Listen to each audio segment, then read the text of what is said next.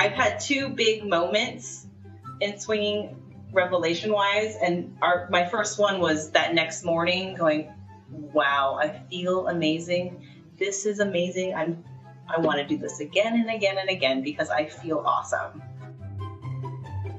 Welcome to Normalizing Non-Monogamy, the podcast where we interview incredible people from across the entire spectrum of non-monogamy to hear their funny, sexy, and fascinating stories as they take us on their journey. Sit back, relax, and just accept the fact that your time with us will be spent in an awkward turmoil of laughter and arousal. We should also let you know that this podcast will hopefully include some explicit language. If that kind of thing offends you, we suggest that you keep listening until it no longer does. If you're under 18, you either need to stop listening or go get your parents and listen as a family. The choice is yours. Enjoy!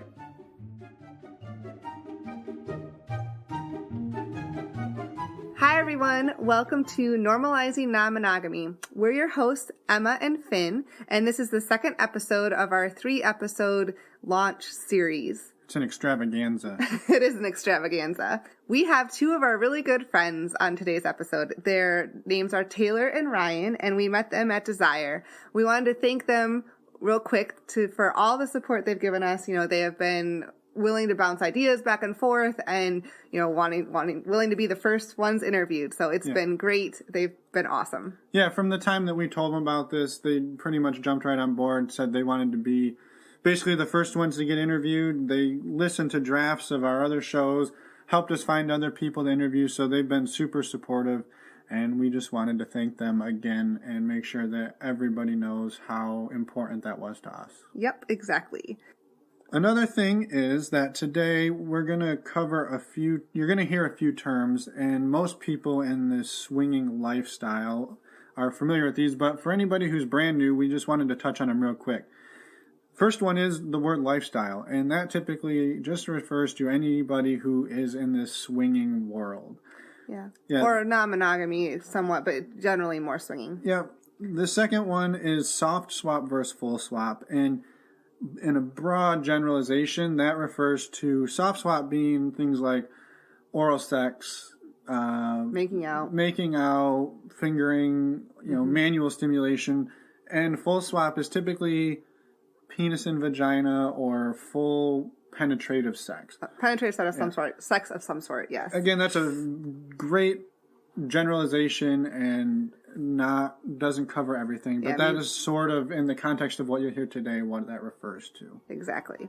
So with that in mind, we'll go ahead and jump right into the episode, and we'll see you guys on the other side.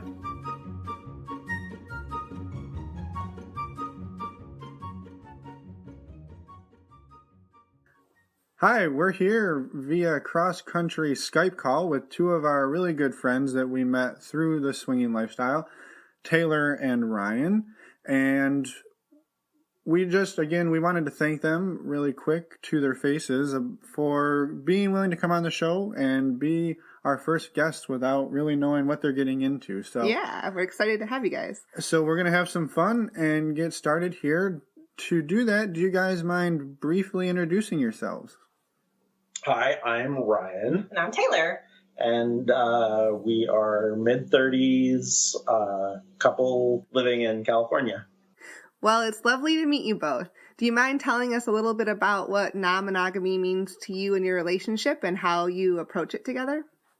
So we don't like the term swingers that much, just because it's kind of it's a loaded term. People think of like the 70s and key parties, or they think of like modern swingers and it being a very unsafe practice. There's lots of different things that they think of, but mostly negative connotations. Yeah, I would agree with that.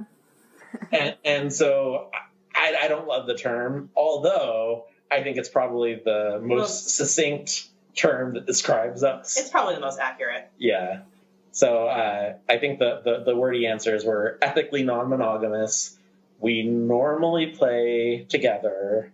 I'm heterosexual. I'm bisexual.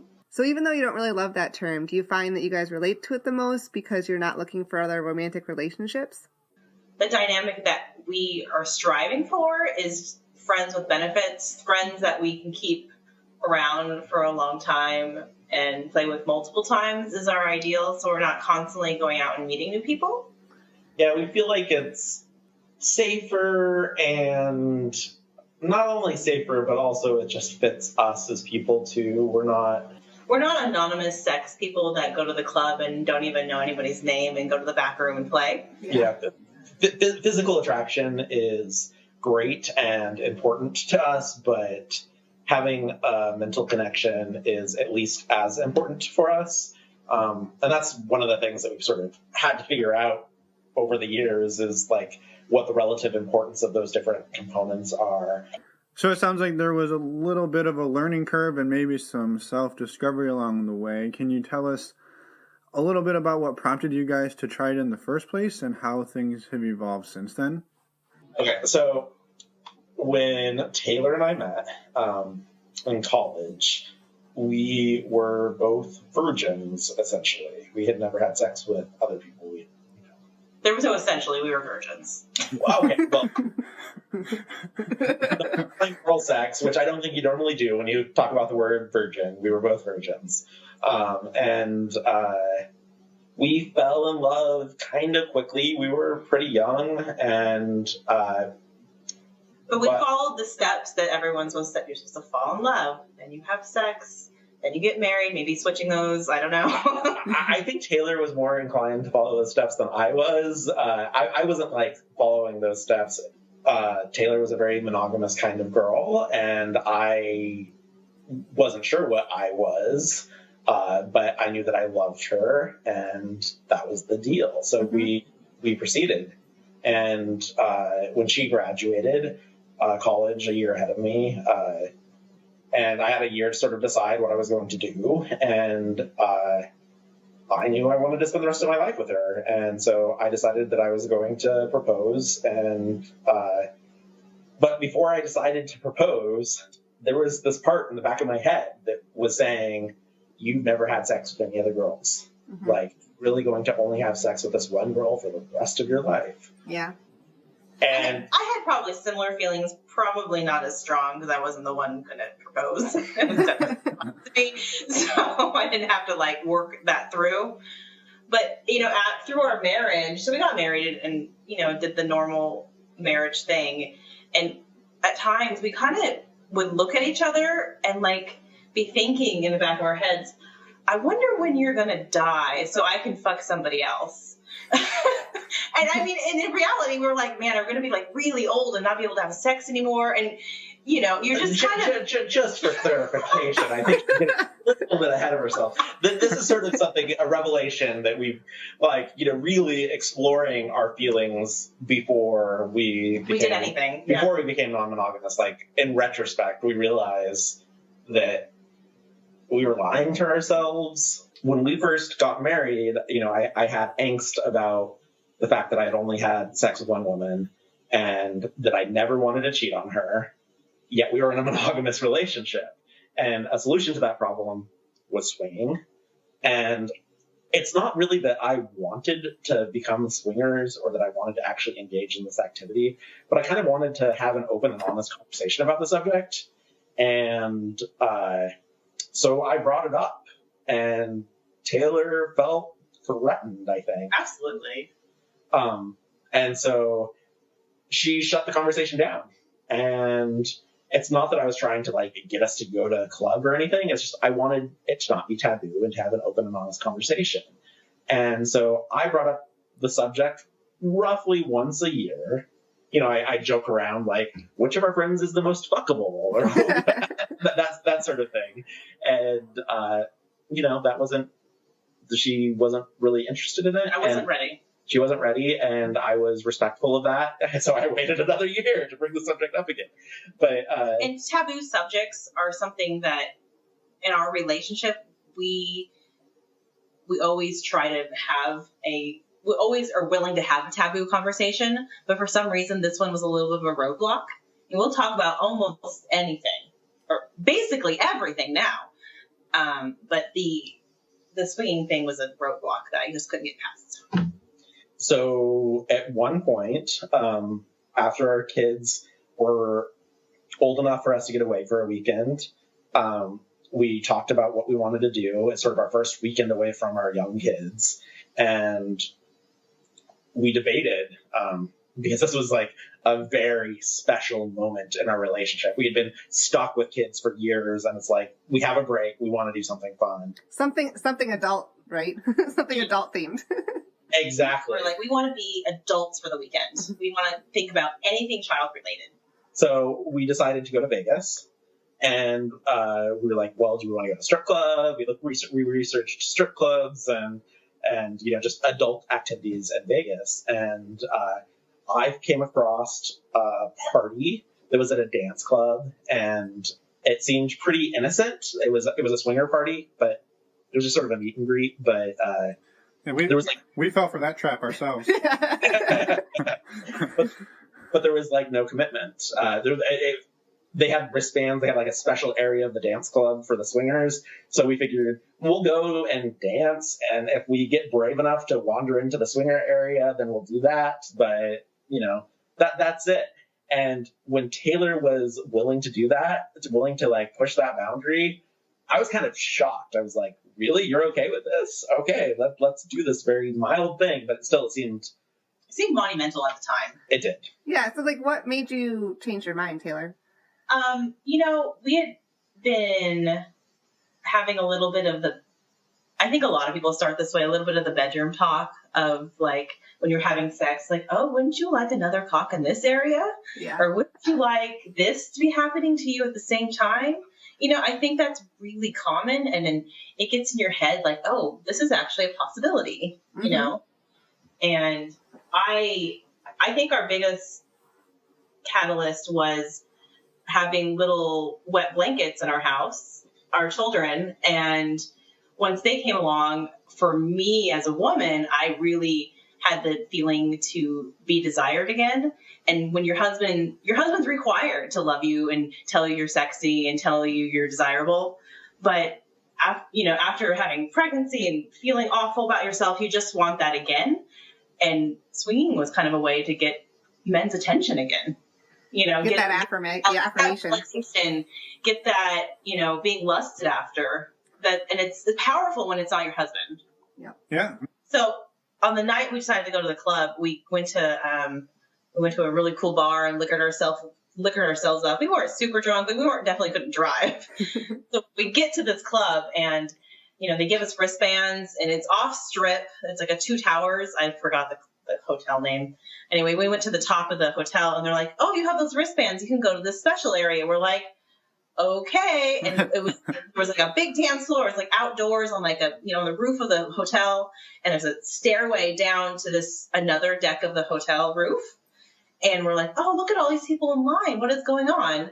And that was actually a line for the zip line between the two towers. So it was like a whole bunch of vanilla people in the middle of the swinger club area. We're like, okay, we thought it was like the bar line. And we see random little twosome couples all over this deck. And it's besides a huge line for the zip line, there was probably 12 people there. Some brave couple ended up going to like every couple who was standing far apart on this roof deck and started to bring everybody together. Like, hey, let's all talk over here. Let's all, so we could see them trying to facilitate at least something. And that's when we started talking to everybody. And, there was a few nice couples that we just chatted with. I got my like leg rubbed, which was a huge deal at the time. I was like, wow, this guy is touching my inner thigh. Holy moly, Before we went, like, our boundaries were like, we're just talking to people. Like, talking to people will be fun. Let's hear what they're doing and see, maybe it's something we're interested in, maybe it's not. So basically we left without having done anything, but we learned about Cassidy. It was on the wristbands, actually. Nice. For the party. And Taylor said afterwards that she was interested in setting up her profile, which shocked me that she would actually be interested in taking that next step, but she was. I mean, once I say okay and yes, I take the reins and push forward. Mm-hmm. I didn't want to be, wishy-washy. I'm like, if we're going to do it, let's do it. Let's figure out how. Let's do it smartly. let's do it the way we want to do it. And that, to be perfectly honest, caught me completely off guard. I did not expect that at all. I mean, I think it was kind of like for 10 years, he hinted once a year. And, and for me to actually say yes at a point was like shock, Yeah. And so we set up a profile, we started communicating, and the fact that Taylor was ready to like go full steam ahead and like meet people, that was crazy. Mm-hmm. I still don't believe that actually happened. I think this is 2.5 years ago it happened. Yeah, I'm pretty sure I'm still dreaming. So I'm curious, on Taylor's behalf, it sounds like after having kids, you were on sort of the same page as Ryan was for the previous 10 years, in terms of some of the mindset behind it, but it still took quite a while for you to say yes, that you were interested in doing this. Do you mind talking a little bit about the transition that led up to that point? It was very gradual over a few months. When we were granted that weekend away until we actually went, I think absorbing the information that I could really changed my mind. I think a big part of it is that, I never was pushing for us to actually act on this fantasy. I was pushing to make it not taboo, to be able to have a conversation about it. And then Taylor went from it being a taboo conversation to let's act. I think that the reason it was taboo is that she found it threatening. She was afraid of the subject. Yeah, Ryan had to reassure me a lot in the beginning. Because I've always felt that Ryan was a catch. He's a good looking guy, he's super intelligent, he's a really great catch. And I felt threatened, absolutely, that he would fall in love with another woman, that he would find another one more attractive, more interesting, just leave me and the kids. That was so scary. Yeah. And I think it took many conversations of reassurance that wasn't going to happen. But I think before non-monogamy, when you're in a monogamous mindset, those fears, you're not even able to think through those fears. They just sort of clam you up and make anything that leads to those thoughts a threatening path. And you start trying to shut down any conversation that's going to lead you down this threatening path. Yeah. So we had to have the scary conversations. You are going to leave me because this woman is gorgeous conversations, and I had to say that out loud, which is something that you would normally just shut down. You don't say that out loud because that's a tough thing to say. Yeah. And you're admitting that fear that you have. Yeah, revealing my deepest, darkest insecurities. Yeah. Some of that you don't try to reveal your insecurities because it makes you feel weak and it makes you seem unattractive even to your own husband. Yeah. Yeah, you want to be that strong, confident woman that has no issues and no insecurities at all. And to reveal those is very hard. Vulnerable. Vulnerable, yes. That's a good word. Yeah. So you made a profile and you're able to cancel your life insurance policies because you weren't trying to kill each other so you could have sex with other people. After you guys made the profile, how long did it take? I guess what was the transition then from we made a profile to we're going to actually go and meet another couple to potentially take this to the next level? The early days were fun. It was fun creating a profile for the first time. It was fun sending that first email to a couple. Right. When you first sign up for Cassidy and you're the new couple and the fresh meat, you get all these emails and responses and picture likes, and it really charges you. You're like, wow, people actually like us. This is crazy. And it took a couple months for us to really get a decent email back and forth going on with a couple. Yeah. For us, one of the things that we've noticed through different platforms and different couples, some couples communicate with broken English or short sentences, and that's fine. I'm not judging them negatively. I am. And just to clarify, when you say shortened sentences, you're talking about the hey, what's up? What are you doing? Like, no, I'm not going to respond to that. Yeah. Oh, you mean like in a Cassidy message? Or- Yeah, it's like an email, like, hey, what's up? How are you doing?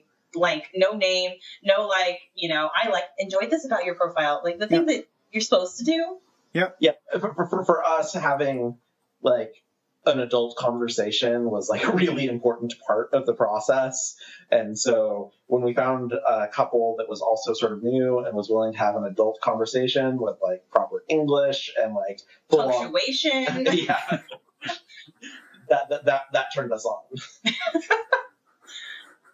It's funny how words can turn you on more than a picture, but when you're looking for something very specific, when you're looking for intelligence, it's and it's not only that we were looking for intelligence; it's that having someone that was willing to have a dialogue and be an adult makes the whole process less threatening. Mm-hmm. Like, it's scary.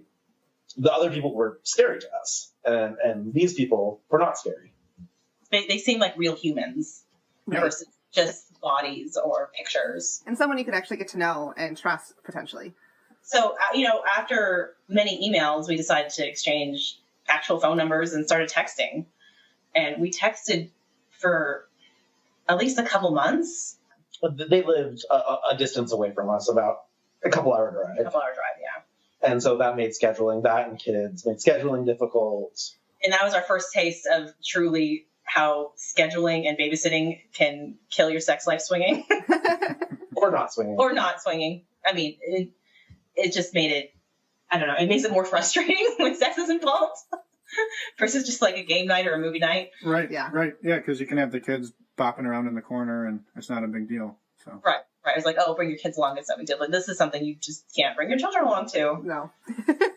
No, we've learned that the hard way too, that it's probably not good to have kids in the house if you can avoid it.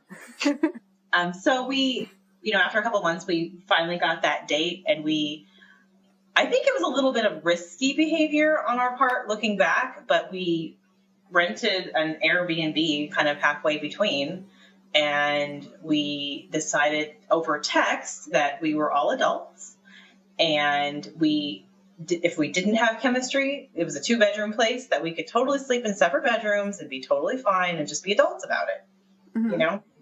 And so we decided, we met at a wine bar, and after the wine bar we had dinner, and after dinner we went to the Airbnb.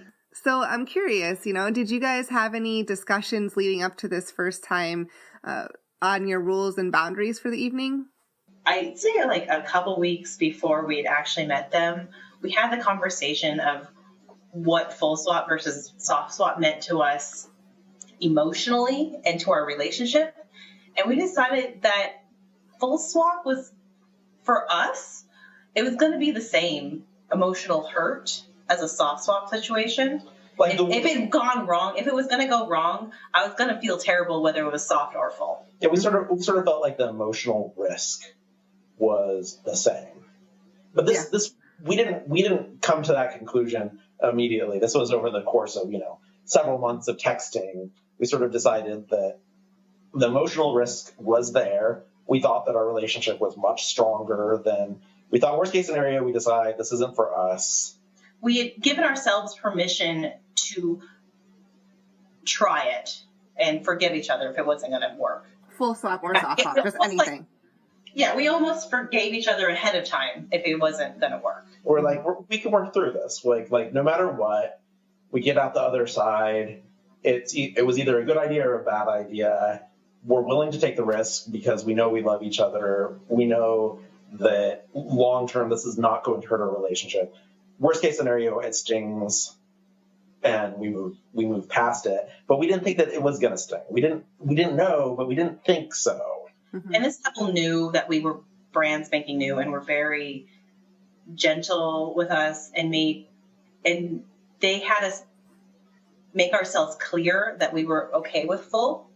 They didn't want a wishy-washy answer. They wanted, yes, this is okay, or no, it's not. And I think that's actually really important advice as, we've gone along in our path and we've met new people that that we don't push people's boundaries, because we started as a full swap couple. Our first experience was full swap. So when we meet new people and they're soft swap, we want to make sure that, we keep to their line. We want to.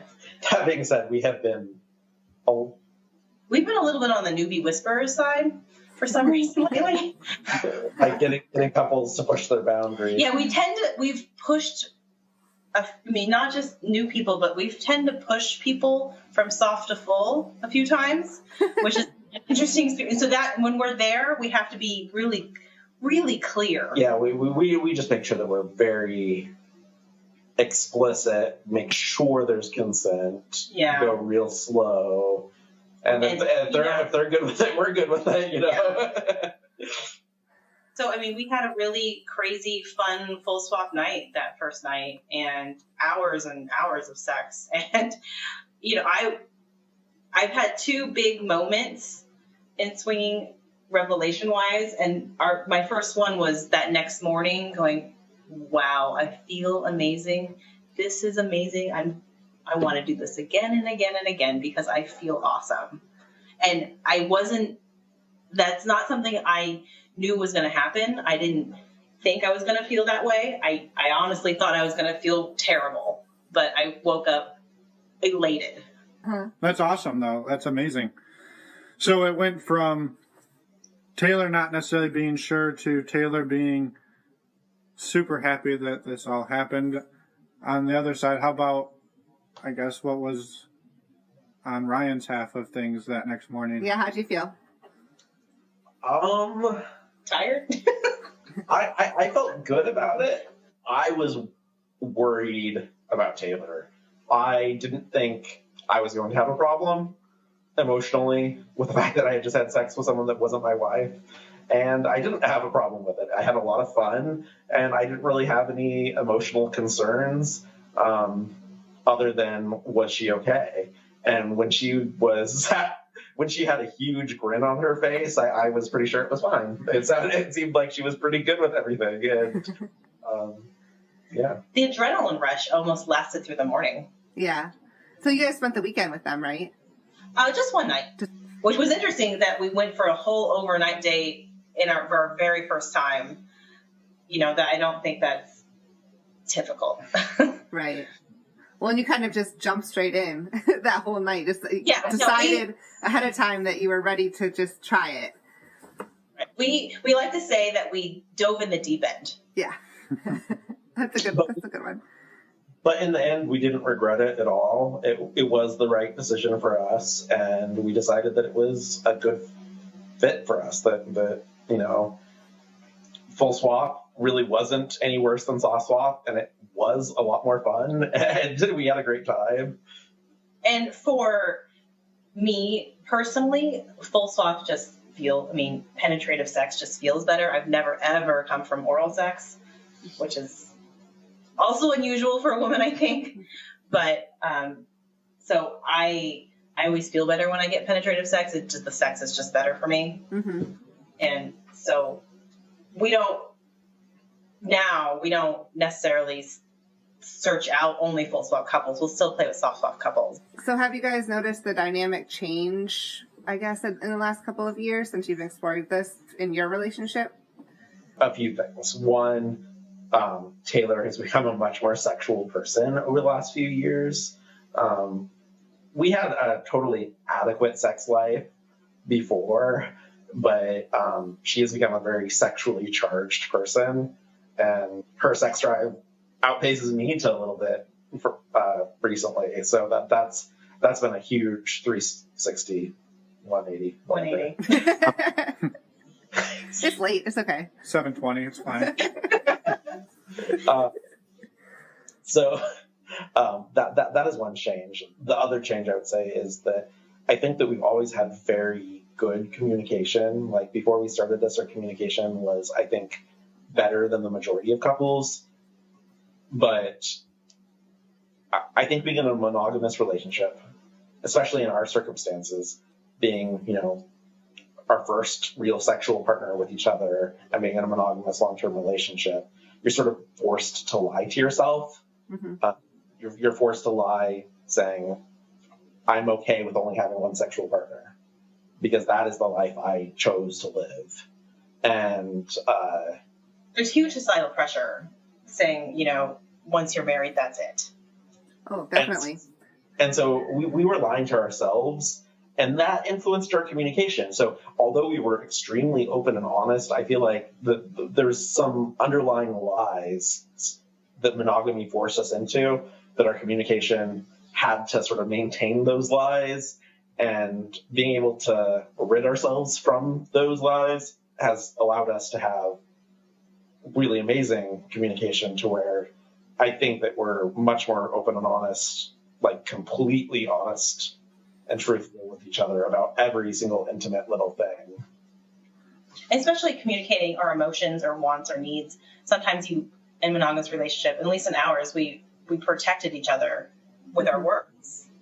At points, Ryan and I would see a good-looking person and we would acknowledge to each other, oh, that's a good-looking person, but we would never, ever say, oh, would you like to have sex with that person? Or would you think that person looks like naked? Like, those are the little things that we wouldn't talk about, that we can totally talk about now. I think that in order to maintain a monogamous relationship, at least a traditional monogamous relationship, where you don't talk about those sorts of things, there's certain issues that are triggers that you don't want to talk about something that's going to go down the path of talking about, would you like to have sex with someone? That's not okay in a monogamous relationship to talk about, would you like to have sex with someone? So anything that might lead you down that path, you don't take a step down that path. You're always aware of that path, not always, but when you're in those situations. And so you're always censoring yourself. And so you can be open and honest about so many things, but you still don't want to walk down one of those paths that are going to lead to a hurtful question. And being able to rid yourself of that has allowed us to... letting ourselves ask the hurtful questions, the potentially hurtful questions. And not be hurt. And know that they're coming from a true curiosity and not a trying to hurt you or being mean about it or not loving you viewpoint. Oh, yeah.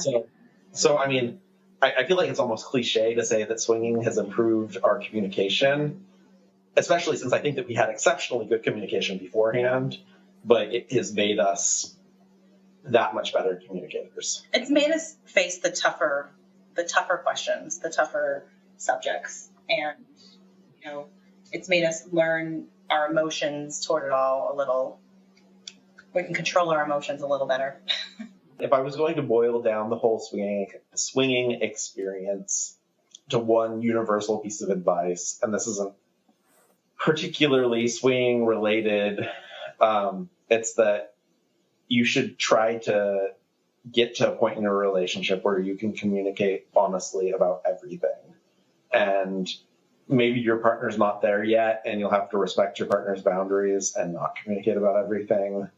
But if your partner wants to communicate about something that makes you uncomfortable, you should try to engage and allow yourself to communicate about that. Work through the uncomfortable parts. Yeah. Don't stop the conversation just because you're uncomfortable. Because although that might be uncomfortable at the time, the benefits on the other side of that conversation far outweigh that momentary discomfort. And that's probably pretty universal with sex or non-sex or anything within a relationship. But yeah, I think so. I think for us, the biggest taboo was absolutely sex, because we were each other's only partner before. That created this huge taboo. But I'm sure there's other issues for other couples, and not everyone's relationship can be perfect. But I think that recognizing that not being able to communicate about something is a fault that you can work through, and that your relationship will be better if you were able to get rid of that fault. I don't know. That's been our experience. I don't know that that's universal or not. So it obviously seems like your guys' relationship has improved and benefited since you started swinging, which is awesome. But have you guys experienced any hurdles or difficulties that you've had to overcome while you're navigating this? So I'm going to answer that with another benefit to us. I'm gonna treat this like an interview question. What's my greatest weakness? I'm too good at my job sometimes, and exactly. So what's my greatest weakness? Swinging has expanded our social relationships. We have more honest and open friends than we've ever had in our lives. Vanilla friends. I hate to use the word like that in a derogatory fashion, but my best friend I'm not out to, and I don't talk about sex to him. I don't talk about certain things because it could be triggering for his relationship because he's in a monogamous relationship. We don't want to be bad influences, and we don't want to be the people that our friends talk about either. Yeah. So swinging has allowed us to cultivate a lot of really amazing friendships with open and honest people that there's no taboo subjects. But it's challenging. Here's the hard part of swinging. It's challenging to maintain them. It's challenging balancing how much you communicate with them, especially after you play and you like them. How you have those, people who are just dating in the normal world. You kind of go, okay, 3 days, and then I text, or, you have these rules. It's like you're dating other people again, and you have to figure out, what kind of level of communication they're feeling, what they thought about the experience, if they want to do it again. You run through all these questions as a couple, thinking about the other couple. That's exactly where I was going to go with this, is that all those social relationships that we've cultivated, as amazing as they are, require a certain amount of social energy to maintain, and there's pitfalls with them. It's just basic, normal social interactions. It's just there's more of them, and they're sort of more active than we've ever had before. When we were monogamous, our social relationships were, they're sort of all on the back burner. Old college friends that are easy to maintain. You chat with the person every month or something. And now it's, there's a lot more social dynamic to our lives. And it's sometimes hard to juggle all those social relationships. Yeah. And we're not that active. I want to say that. Like, we I think we're similarly active to you guys. We probably play, 3 or 4 times a day. We're going to need to wrap this up, by the way. We've got a couple people waiting outside the door.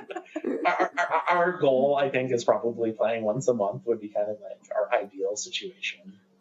And along with that, we've learned actually a lot about ourselves.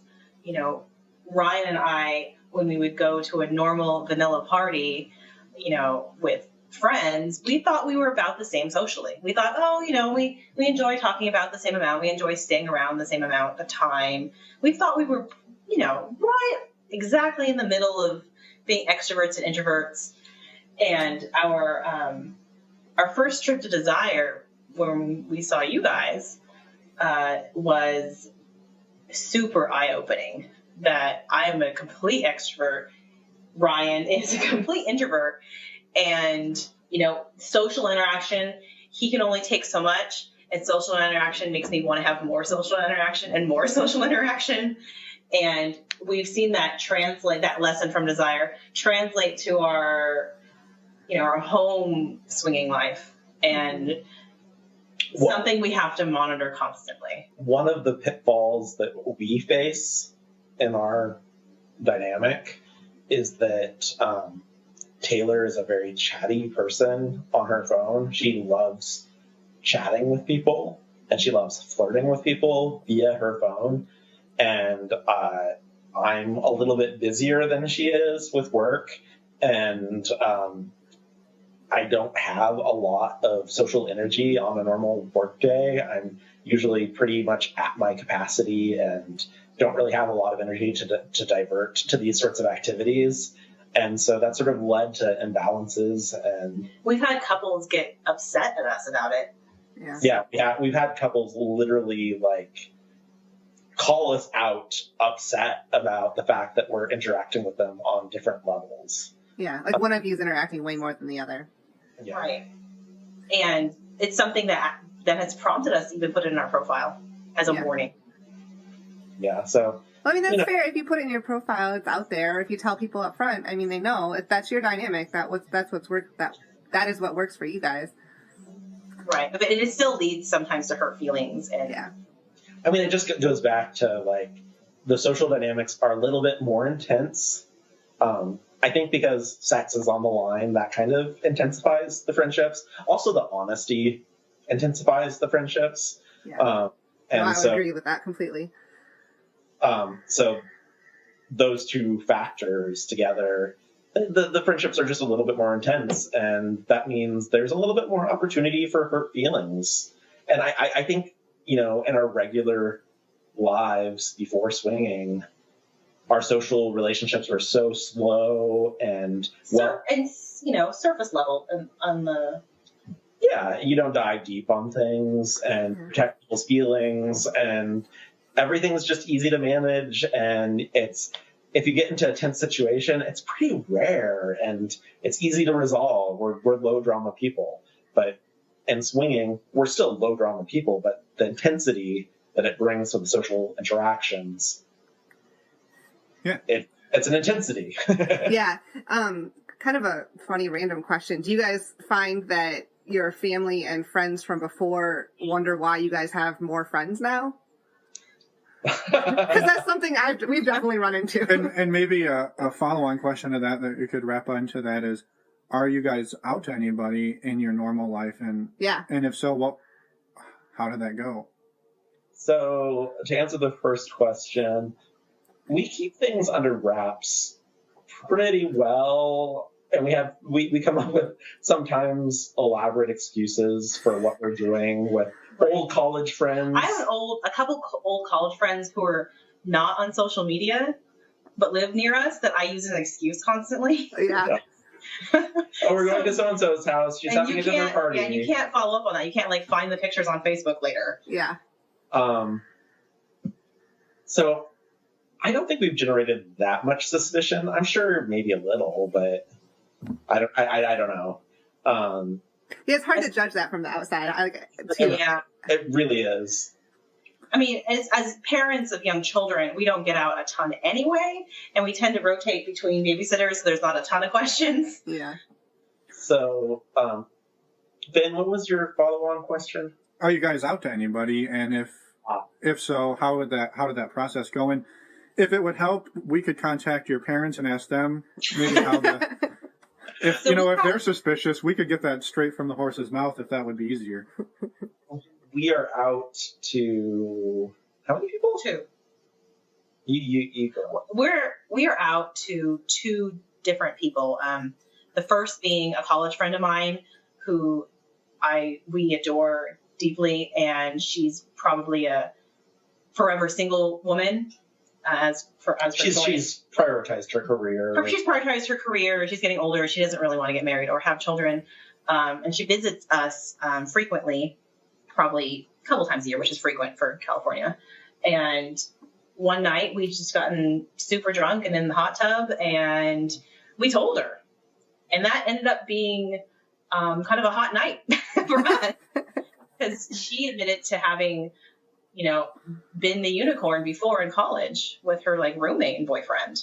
And we've had a couple nights with her. That was kind of a very interesting topic for us because she was a single female, and that actually was threatening to me more than a couple. Yeah. And I had to have I was like, oh man, a single girl coming in with no baggage, and just that I had to work through more feeling. So in summary, the first person in our vanilla monogamous old life that we outed ourselves to, we have had sex with.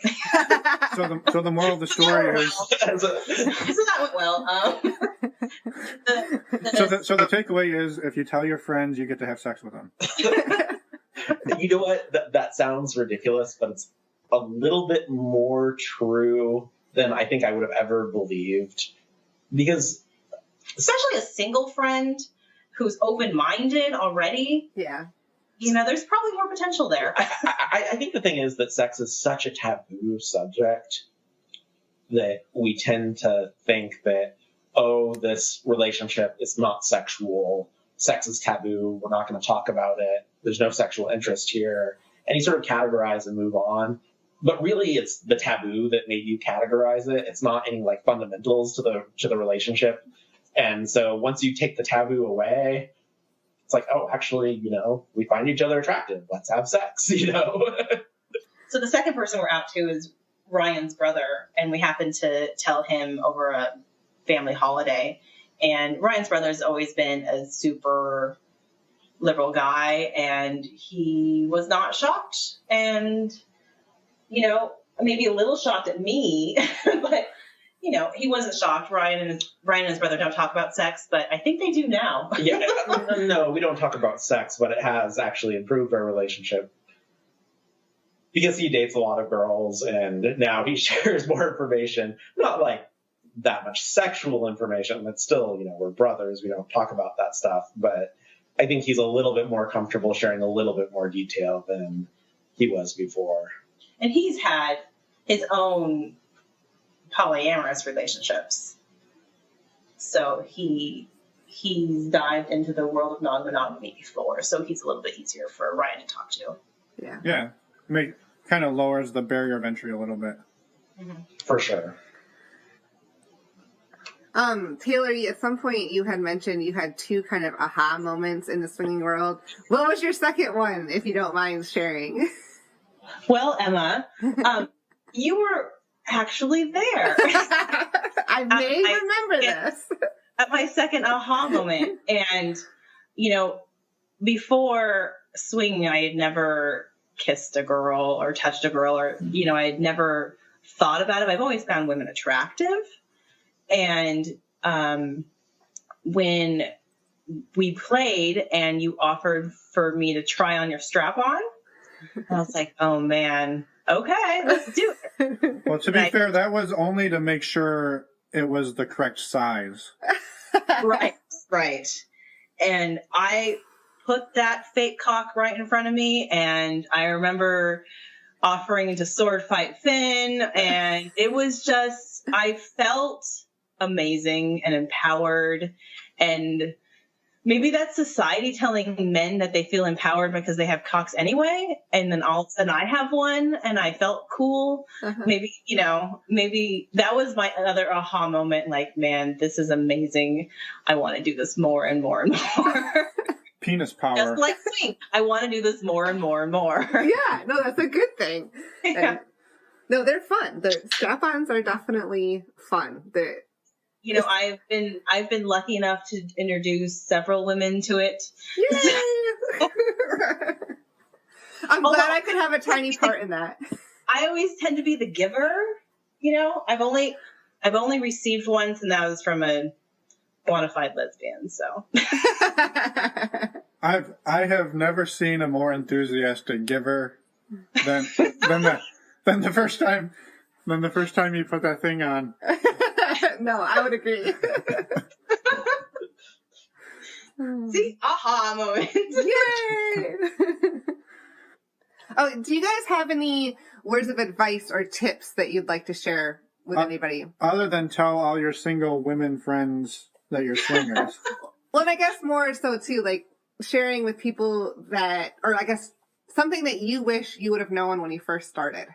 One of my things, I will say from a very male perspective, I was worried going into this, not having a lot of sexual experience outside of Taylor.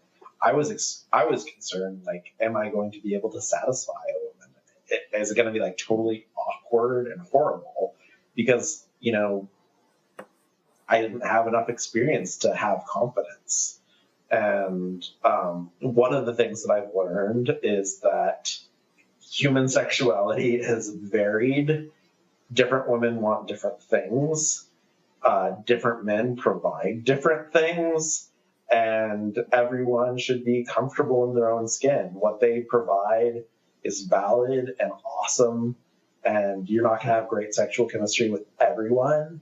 But that's okay. You are going to have great sexual chemistry with some people. And I think that you just sort of have to be comfortable in your own skin and own who you are. Yeah, and I've learned recently, I've had a guy say this to me, that it's okay to be a different woman than the woman who's next to you, than the person you're having sex with his wife. Mm-hmm. You can moan differently, you can do things differently, and that's fun. Yeah. It's Well, that's like part of the whole point too, right? Like the whole point is to explore what other people are like. Mm-hmm. Like Taylor doesn't particularly like oral sex, and when I go down on her, and I do it mostly for my own pleasure, she likes it very, very intense.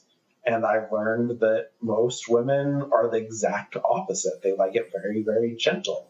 And that's great, but like every woman is so very, very different that you shouldn't go into any situation expecting. I guess what I'm trying to say is that there's no being great at sex by having a specific technique. Being good at sex is recognizing that everyone's different and adapting your technique and being flexible and going with the flow. And it's not that you need to know the solutions beforehand. It's really just about the attitude that you take with you. And that's sort of what I've learned. Yeah, I don't know. I don't know that that's really a swinging story as much as it's. I've had sex with way more women in the last 2 years than I've had in the previous. I think that's a good lesson. No, yeah. So Taylor, what's your one piece of advice for somebody that's if you were to meet somebody that's just starting to do this and you had to give them one piece of advice? I would say never be afraid to walk away if something doesn't feel right, because you have to trust your instincts to keep yourself safe and to protect your heart and to protect your spouse. Yeah. Yeah, absolutely. No, that's great advice. Oh, I have one more thing to say. I think one of the biggest changes for me personally as a woman was my body positivity toward myself. Like really learning to love my own body and not be ashamed of it and not be, constantly covering myself up or constantly, shifting my clothes. I've really learned that women come in all shape and sizes, and every single woman has something sexy about them, and every woman has flaws.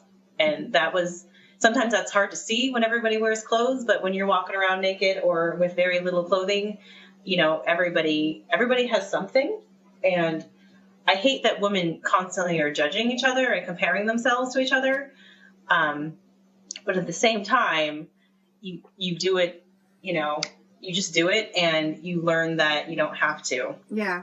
I think I really noticed that when we went to Desire and met you guys that first year, like the walking around naked and just seeing everybody else makes you feel like, oh, this isn't so awkward after all. Everyone is a human being and has a body, and there's flaws and great things about everyone. So, and that's kind of the awesome thing about swinging is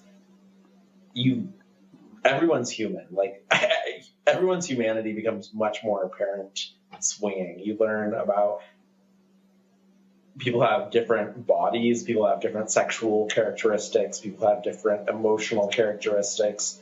We're all just people. We're all very different. But our naked selves and our sexual selves is something we don't normally show, and that that is a really big part of you. We normally present our best selves and just a facet of ourselves, and it kind of masks the diversity of humanity. Yeah. Swinging kind of unmasks that diversity. Yeah, when everyone's clothes are off, it's a kind of a great equalizer. You just you're all the same all of a sudden. So, do you guys ever envision that you would close your relationship back up? Or do you, at this point, feel that this will probably be the way it is moving forward? We've talked about it, especially when things are seemed a little challenging, and we've never seriously considered it. Since I think because our frequency is so low, we have no problem taking a couple months off.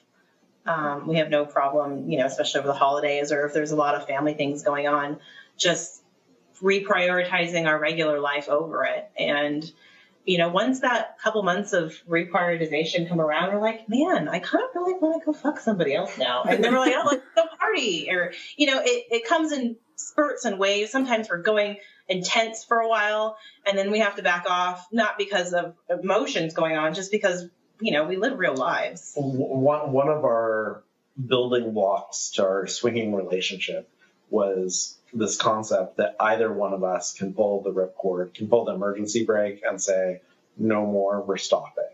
And the other one has to be okay with that. And they can be sad about it for a few days or a few weeks, but they have to move on. And that can't be a horrible thing. And that's sort of something that we built as a construct to give ourselves the safety to explore this. And I could see us getting to a point where we're not interested in swinging because we're too busy, we're too whatever, and swinging's not a priority for us. But that wouldn't really change our dynamic to say that we're not swingers, because at some point in the future, we'd probably decide that it was a good idea again, and we do it again. And I don't envision, some of the friendships that we have made are amazing. I don't envision losing those friendships for, a very, very long time. Mm-hmm. They say friends come in reasons, seasons, or lifetimes. Have you ever heard that quote? Mm-hmm. And, I feel like some of our swinging relationships are lifetime relationships, lifetime's friends, because they are the most open and honest that we have. Yeah. Like you guys. Just like you guys. Yeah. And so our priorities might change, but who we are is not going to change. Our play style might change. Yeah, sure. The way we do it might change, but we might decide to not have sex with anyone else for a few years someday, but that's not going to change who we are. Mm-hmm.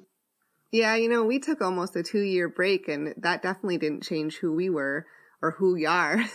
Yeah, we still would say we were swingers, but just because we hadn't been to a party or swapped with anybody in 10 or 18 months, it didn't change. It was longer than that, but yeah. Didn't change it, so. No. So do you guys have any resources such as books or podcasts that were particularly useful to you guys figuring out the world of swinging and you want to share with our listeners? The first website I found was Life on the Swing Set, but I read the blog before I started listening to the podcasts.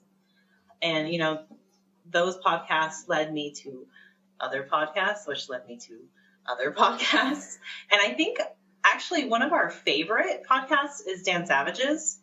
And it's not swinging. It's not about swinging. It's about all sorts of non-monogamy and monogamy and all sorts of kink and crazy stuff you've never even heard of. And it's actually pretty entertaining. Yeah, I feel like it's an underutilized. I feel like everyone in America should listen to Dan Savage. Yes, and Savage Love. And for a bonus for Ryan is that he has a little bit of a political rant in the beginning, so that's always fun. Yeah. Earlier on in the interview, you guys mentioned that you had created a profile on Cassidy to meet other couples. Has that continued to be your primary way to meet people, or do you use other websites? When we were new to this, we got paid accounts on several of the big swinging sites. Cassidy is the only account we kept because it has more than what we need, and the others just weren't justifying their cost. Cassidy happens to really fit our needs. And it also happens to have the ability of flirting and liking, and you can see who's viewing the profile.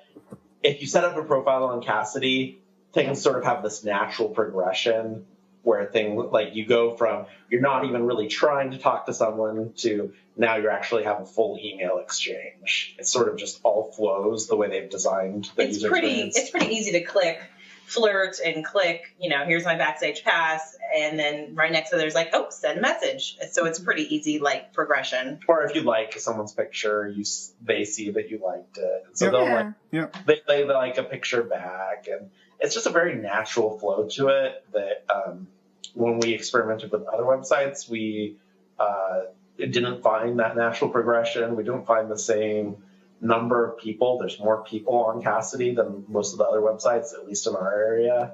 So cool. Well, thanks for being on tonight. We really enjoyed talking to you guys. Well, more importantly, for being our very first guest. Yeah. First guest. Woohoo! It was wonderful meeting you guys for the very first time. We'll have to think about keeping in touch. This was awesome. This was really fun. Okay. All right, guys. Well, have a great evening. Yeah, good night. Good night. Well, I'll have to admit that I completely forgot about Taylor's second aha moment until she started telling the story. Well, I have not forgotten that moment. Well, I did not forget it. I just forgot that was her second aha moment. But it was a lot of fun. It was most definitely fun, and probably the best part was because she jumped into you, I didn't have to sword fight her. That's true.